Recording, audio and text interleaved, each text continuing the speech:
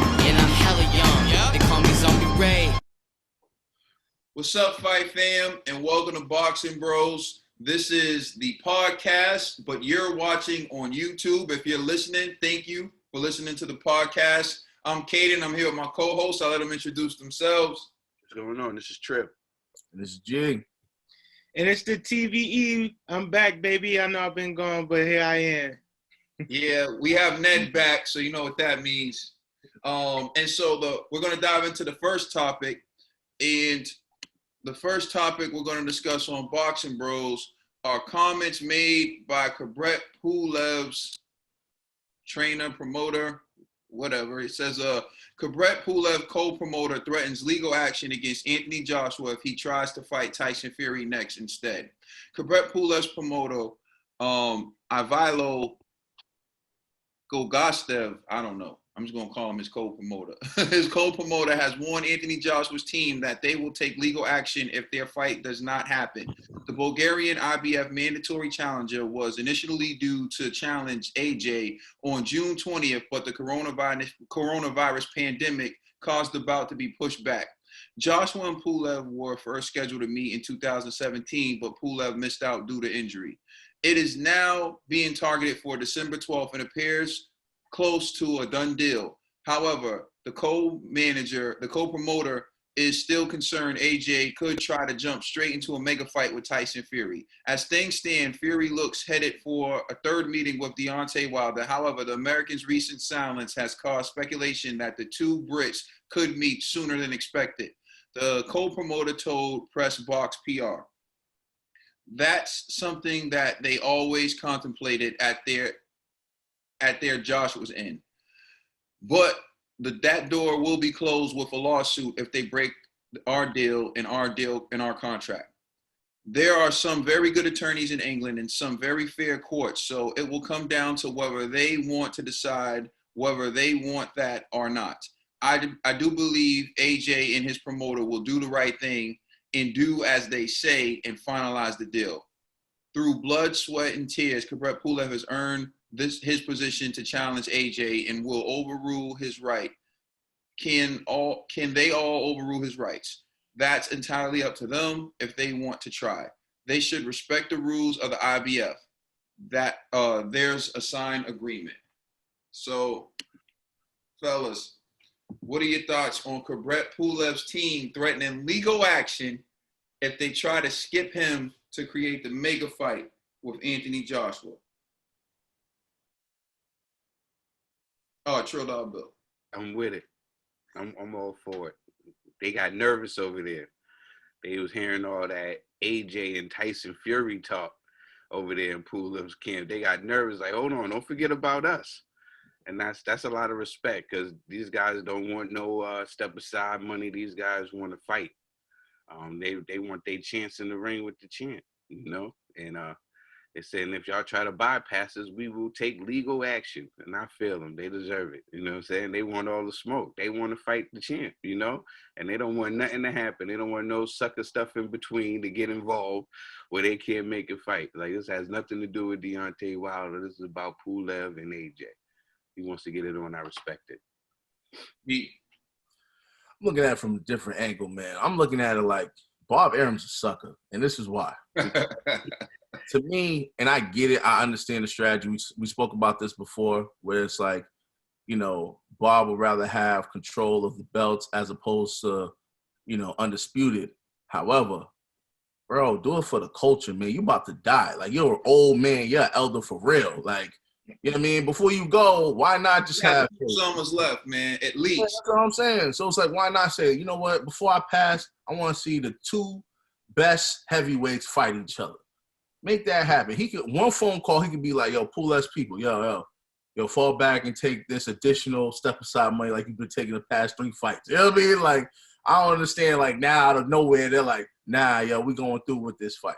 So to me, I feel like that's Bob Arum's doing, not necessarily Pulev's promoter, because I kind of feel like Pulev's promoter follows suit. Whatever Bob says, he'll follow.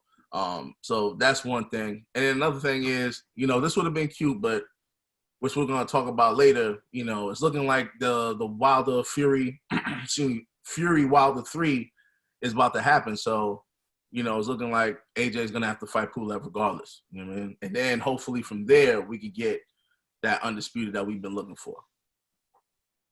The return of Ned, the cameraman. Ned, what are your thoughts on this? Oh man, listen, I respect the Pulev. You know, he's just doing his just do. You know, the sun is about to set on his career, and he doesn't want the white treatment on his way out. So he's gonna take, if they try to slime ball him, he's gonna take every chance. He's gonna take it to the courts to make sure they don't do him like they did White. You know, he's not gonna wait till 2030 to get his shot at the belts or at AJ. And, you know, respect to that, yo. It's what he needs to get done. And, you know, he earned it. You know, he earned his title shot, and you can't just go around it. So Miss you, Ned. We miss you, Ned. Thank you. And I respect what you were saying. Ned's like, he don't want it to be no poor Pulev. He seen boxing bros. He don't want us to start saying poor Pulev. I'm with you, Ned. Yeah, thank you. Nah, but this question though, let's just say, because I think it's different from the poor Dillian, because like, wouldn't they just, if Pulev takes it to court, wouldn't they just strip AJ of that belt and then probably have? I know. You never know. Like, for starters, judges have certain authority to do certain things, and you never know what decision they're going to make. Like when someone goes up for bail, for example, and you read their board of probation record, their criminal history, you never know if the judge is going to give them bail, the judge is going to hold them without bail. There's certain things that are at the judge's disposal, and it really depends on who's sitting in the seat and how they're feeling that day. And really, it's impossible to predict what a judge is going to do, but what's even more unpredictable than a judge is a jury.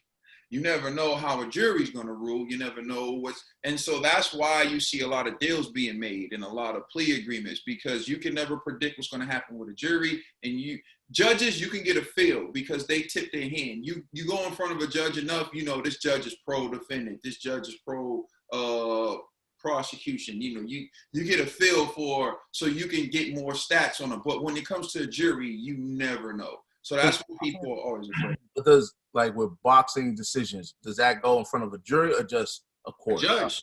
Well, in the immediate decision, in terms of like preliminary decisions, motion and eliminate, like pre-trial decisions are going to be made by a judge. But it could go to a jury. It depends. You can have a bench trial or you can have a jury trial. It really is at the decision that the defendant makes, whether they want to go bench or jury. My fault. I had another question there. So then, what's like the best case scenario for Pulev in the court case? Would it be like they'll just give him the belt? Order the fight. Order the fight. Oh, Joshua, you gotta fight. You gotta fight Pulev. You're saying if he fought Fury? Yeah, if he just fought Fury. Because it seems like his promoters talking like after the fact. Well, if you do that, just know we taking you to court. So it seems like it's a after the fact reaction to Eddie Hearn. All these hypotheticals wouldn't matter, and here's what I mean. If he doesn't get stripped before the fight with Fury, say Anthony Joshua doesn't get stripped before the fight with Fury, and he beats Tyson Fury, he would still be undisputed champion. So then by the time he got stripped, who would care, right? Now, let's say hypothetically Tyson Fury beats Anthony Joshua and Kubrat Pulev wins. His argument is going to be, well, I wasn't the mandatory. I didn't have the belt when he was the mandatory. I had the belt. I'll fight him now. So it'll be different. If they go ahead and fight, and if Pulev and if Joshua and Fury go ahead and fight and leave Pulev out, then he has a claim for some money, and he has a claim for, you know what I'm saying, that they looked over for the belt. For sure. Yeah. He has a claim for damages for the money he lost that he could have made. He can try to get the belt. But what I think, in my opinion, it would matter who wins the fight would determine what happens with the belt. So if Joshua doesn't take the Pulev fight, but he fights Fury in December and he wins, and he becomes undisputed champion, I could see a judge stripping Joshua of the belt and awarding damages to Pulev. But what I'm saying is Joshua wouldn't care at that point because he would already have achieved undisputed status, right? So he'd be like, take the little belt. I'll throw it in the trash for you. Right? Here you go. I'll email them to you. Yeah. He would have already achieved undisputed status. Now, if Tyson Fury wins the belt, his argument is going to be, I didn't have this IBF belt until I beat Joshua, so Pulev wasn't my mandatory. I should get the chance to defend it. Just make him my mandatory. I'll give him a shot. And I could see a judge saying that's fair. Joshua didn't fight you. He lost the belt. This man has it now, and we'll give him a chance. We'll give you a chance to win it from him. However, knowing Tyson Fury, he'll probably just let it go too. Get it out of the trash. So they really want the big money. Then it's on me, so I'll say this. Shannon the Cannon Briggs told Pulev this when he was going to fight Vladimir Klitschko, when Shannon the Cannon Briggs crashed their press conference. He said, the people don't want to see Pulev.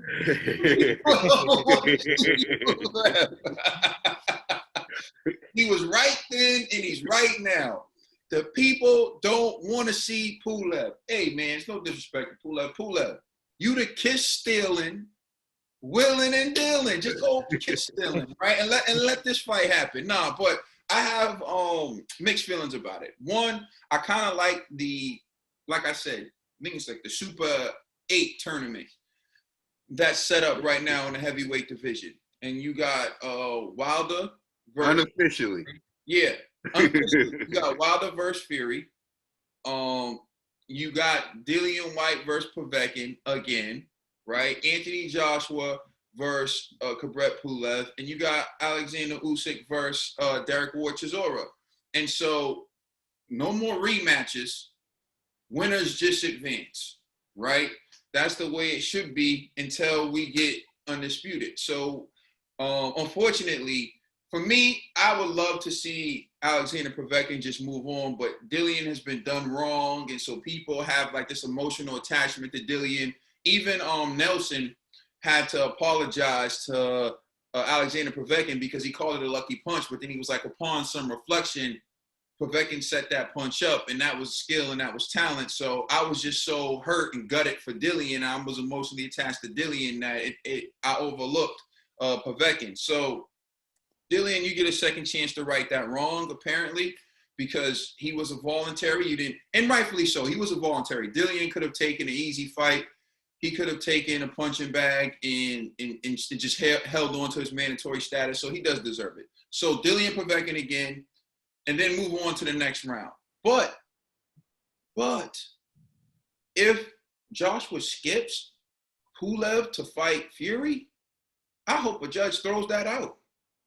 I hope deep down inside the judge is a fight fan like me, like you, and in the courtroom, and throws that mother sucker out, okay? Because like Shannon Cannon Briggs said, the people don't want to see Pulev, okay? They don't, Pulev.